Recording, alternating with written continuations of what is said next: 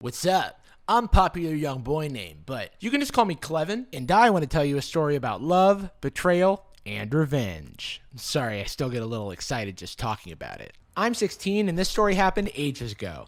Like when I was 15, I'd been seeing this girl Jethanie for a year or so, and things were perfect. I loved her so much, and I enjoyed every little moment we spent together, from hanging out in class to chatting online to looking into each other's eyes. You know, normal couple stuff. I was so convinced of our love that I started thinking about ways to propose.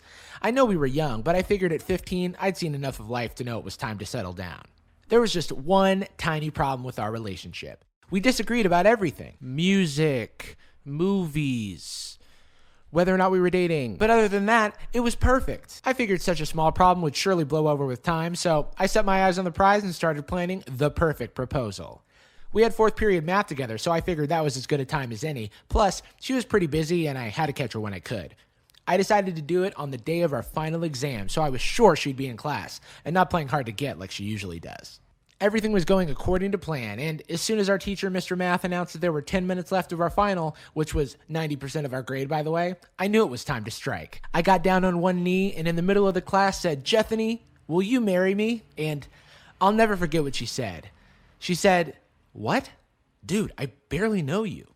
I was heartbroken. I mean, how could you betray me like this? Jethanie aced the final and got accepted into the nation's most prestigious school. And I peed myself on the spot and got suspended from school and was told never to set foot on campus again. Jethanie may have gotten me this time, but I knew the perfect way to get her back.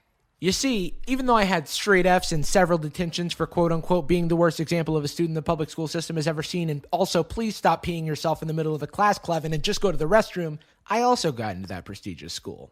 You know how? I'll tell you how. My parents are rich as heck, and they paid some random guy on Craigslist $60 million to get me an athletic bowling scholarship. Now, the school doesn't have a bowling team, but this guy says it's legit. He also took a bunch of photos of smart people doing smart things, but then blurred them out so you can't tell it's not me.